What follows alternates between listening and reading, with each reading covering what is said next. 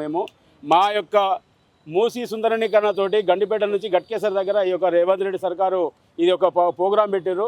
మేము ఆల్రెడీ మా యొక్క అక్కడ ఉన్నాము 25 సంవత్సరాల నుంచి, మేము 20-30 సంవత్సరాల నుంచి పట్టా ల్యాండ్లో 58, 60, 62Bలో 100 గజాలు కొనుక్కొని మేము 25 సంవత్సరాల నుంచి ఇల్లు కట్టుకుంటున్నాము. వాటి కూడా ప్రతి సంవత్సరము ప్రాపర్టీ ట్యాక్స్, ఇంటి ట్యాక్స్ కట్టుకుంటూ, కరెంటు బిల్లు కట్టుకుంటూ చిన్నగా జీవనోపాధి చేసుకుంటున్నాము. మేము ముఖ్యంగా గవర్నమెంట్ తెలియపరిచేది ఏంటంటే మా యొక్క పట్టా భూములు మేము ఎలాంటి గవర్నమెంట్ భూములు ఆక్రమించుకోలేదు, మూసీ నదిని ఆక్రమించుకోలేదు. మేము పైసా కూడబెట్టుకొని 100 గజాలు 50 గజాలు మేము కొనుక్కొని ప్రతి ఒక్కరము ప్రాపర్టీ అసెస్మెంట్ చేయించుకొని మేము ప్రాపర్టీ ట్యాక్స్ కట్టుకుంటున్నాము. ఇప్పుడు గవర్నమెంట్ వచ్చినప్పటి నుంచి మూసీ సుందరీకరణ పేరుతోటి అధికారులు, డిప్యూటీ కలెక్టర్ కానీ, ఎంఆర్ఓ కానీ, ఆర్ఏలు కానీ, వీళ్ళందరూ అధికారులు, వాటర్ వర్క్స్ డిపార్ట్మెంట్ కానీ వచ్చేసి మూసీ నది ఒడ్డు నుంచి 50 మీటర్లు మార్కింగ్ చేయడం జరిగింది. మార్కింగ్ చేస్తే మా పద్మనాభ బస్తీలో ఇంచుమించు 90 నుంచి 150 ఇళ్ళ దాకా మార్కింగ్ జరిగింది. ఈ యొక్క 90 ఇళ్లలో ప్రతి ఒక్క మహిళ ఈ రోజుకి ఇప్పటికీ నెల రోజులు అవుతుంది. ఈ నెల రోజుల నుంచి ప్రతి ఒక్క మహిళ పేషెంట్గా తయారయ్యారు. బీపీలు, షుగర్లు ఇక్కడ పెట్టి మా పెద్ద మనిషి బస్తీలో నక్క నరసింహ నుండు ఈ యొక్క అధికారులు వచ్చి చెక్ చేసిన చెప్పట్ల 3 రోజుల క్రితమే బీపీ, షుగర్ ఎక్కువై ఉస్మాన్లో చనిపోవడం జరిగింది.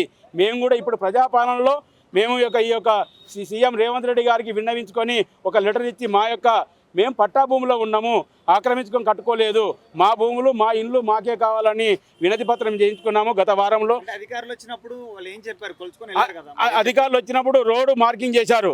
ఫస్ట్ 2 నెలల కింద 3 నెలల కింద వచ్చినప్పుడు సర్వే వాళ్ళు ఏం చేశారు? అబద్ధం ఆడారు. వాళ్ళు మాకు తెలుసు గోల్కొండ మండలం మేము 20 సంవత్సరాల నుంచి ఉన్నాము. వాళ్ళు ఏమన్నా చెప్పారంటే, సర్వే మేడం ఏమని చెప్పారంటే, మీకు డ్రైనేజ్ లైన్ చేస్తున్నామని చెప్పారు. డ్రైనేజ్ చేసే వాళ్ళు వేరు, సర్వే చేసే వాళ్ళు వేరు, మాకు తెలియదా మేడం అని చెప్తే వాళ్ళు అప్పటికి మాట తప్పించుకొని వెళ్ళిపోవడం జరిగింది. తీసుకోవడానికి అధికారం లేదు కదా, మీకు చెప్పాలి కదా. అది చెప్పాలి. వాళ్ళు వచ్చి ఇళ్ళకి వచ్చి కూడా మీరు చెప్పకపోతే వాళ్ళు ఏంటంటే డోర్ నంబర్ వారి తీసుకున్నారు. తీసుకోకపోతే ఏం చేశారంటే లైట్ డిపార్ట్మెంట్ వాళ్ళకి ఫోన్ చేసి బిల్ కలెక్టర్ని పిలిపించుకొని ఈ సర్వీస్ నెంబర్ ఎవరిది, ఎవరి పేరు మీద ఉన్నది, వాళ్ళ డీటెయిల్ ఏందని రాసుకున్నారు. వాళ్ళు అది ఎంతవరకు రాసుకున్నారు? మొత్తం రాసుకున్నట్టునేమో డెవలప్మెంట్ కలుసుకుంటున్నాం, సర్వజన సమ్మె అనుకుంటున్నాం, మేము మీ గురించే చేస్తున్నామా అన్నారు.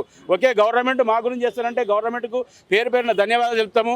మేము మూసీ నది ఒడ్డున ఉన్నాము, కానీ మేము పట్టా ల్యాండ్లో ఉన్నాము. కలెక్టర్ గారు ఏమన్నారు మరి? క్లారిటీ కలెక్టర్ గారు కూడా మీకోసం ప్రోగ్రాంలో మనం లెటర్ ఇచ్చాము. అది ఎంతవరకు అయితే మీ మంచి గురించే చేస్తామని చెప్పి కలెక్టర్ గారు, హైదరాబాద్ కలెక్టర్ గారు చెప్పడం జరిగింది. ఆ యొక్క కలెక్టర్ గారి మాట మీదకి, అధికారుల మాట మాకు సేఫ్ చేస్తారని అనుకుంటున్నాం అనుకొని మళ్ళీ అందులో భాగంగా గవర్నమెంట్ వచ్చినప్పటి నుంచి 6 పథకాల కిందకి వచ్చిందని చెప్పి ఈ యొక్క ఫ్రీ 0 బిల్ గురించి కూడా మళ్ళీ అప్లికేషన్ పెట్టుకుందామని వచ్చాము. ఇప్పుడు భూములన్నీ కూడా బఫర్ జోన్లో ఉన్నాయా, ఎఫ్టీఎల్ లెవెల్లో ఉన్నాయా? అసలు ఏంటి ఏమన్నారు? భూములన్నీ గడ్డ మీద ఎఫ్టీ లెవెల్ ఏం లేవు. ఆల్రెడీ 61 సర్వే నెంబర్ ఉంది కింద బఫర్ జోన్లో, అది ఎఫ్టీ లెవెల్ ఉంది. మాది 58, 60, 62Bలో ఉంది. మేము గడ్డ మీద ఉన్నాము. హైదరాబాదు ఎన్ని మునిగిపోయినా కానీ, హైదరాబాద్ మొత్తం మునిగినా, చార్మినార్ కాడికి నీళ్ళు వచ్చినా కానీ మా యొక్క రామ్దేవ్ పద్మనాభ బస్తీకి నీళ్ళు రావు. మేము నీటి మట్టానికి పూర్తిగా 30 మీటర్ల మీదికి ఉన్నాము హైట్లో. మేము ఆల్రెడీ మేము 30 సంవత్సరాలు అక్కడి నుంచి ఉంటున్నాము, అక్కడనే ఉంటున్నాము. అంతకుముందుకు ఎవరేమనలేదు. అంతకుముందు ఈ ప్రభుత్వం వచ్చినాక, అంతకుముందుకు కేటీఆర్ ప్రభుత్వం మున్సిపల్ శాఖ ఉన్నప్పుడు కొద్దిగా బఫర్ జోన్ చేశారు. మూసీ నదిలో క్లీన్ చేశారు. మూసీ నది నుంచేనే అది చేశారు. బాబుఘాట్ నుంచి నాగోల్ దాకా రోడ్ చేస్తా అని చెప్పి క్లీన్ చేసి రోడ్ చేద్దామని చెప్పారు. అక్కడికి అయిపోయింది. ఈ గవర్నమెంట్ వచ్చినాక మూసీ నది నుంచి కాకుండా ఎంతవరకు గడ్డ ఉందో ఆ గడ్డ నుంచి 50 మీటర్లు లెక్క పెట్టారు సార్. ఆ లెక్క పెడితే ఇంచుమించు పద్మనగర్ బస్తీలో, రామ్దేవ్ కూడా పద్మనగర్ బస్తీలో 150 ఇళ్ళ దాకా గురి అవుతున్నాము. అందరూ ఉన్నవాళ్ళు ఈ యొక్క విషయం తెలుసుకున్నప్పటి నుంచి కూడా మహిళలు, అక్కలు, చెల్లెళ్ళు అందరూ భయభ్రాంతులకు గురై పేషెంట్లకు గురవుతున్నారు. మా ఇల్లు పోతాయేమో, ఊళ్ళల్లో విలేజ్లకి చిన్న చిలుక భూములు అమ్ముకొని ఇక్కడ వచ్చి హైదరాబాద్లో బతుకుదామనే ఉద్దేశంతో ఇక్కడ ఇల్లు కట్టుకున్నాము. దాన్ని కూడా ఇప్పుడు గవర్నమెంట్ ఏం చేస్తుందంటే మీ మూసీ సుందరీకరణతోటి, మూసీ రివర్ ఫ్రంట్ తోటి వాళ్ళు మార్కింగ్ చేయడం జరిగింది. ఈ విషయము మీ మీడియా ద్వారా కానీ, ఎలక్ట్రిక్ మీడియా ద్వారా వీళ్ళందరికీ కూడా తెలియపరుస్తున్నాము. మీకు కూడా అందరికీ పేరున ధన్యవాదాలు చెప్తున్నాము. మీడియా మిత్రులకి, మంత్రులము, ఎమ్మెల్యేలను కలిసాము, కార్పొరేటర్ని కలిసాము, కలెక్టర్ను కూడా కలిసాము. మీకు అనుకూలంగా చేస్తామని చెప్పడం జరిగింది.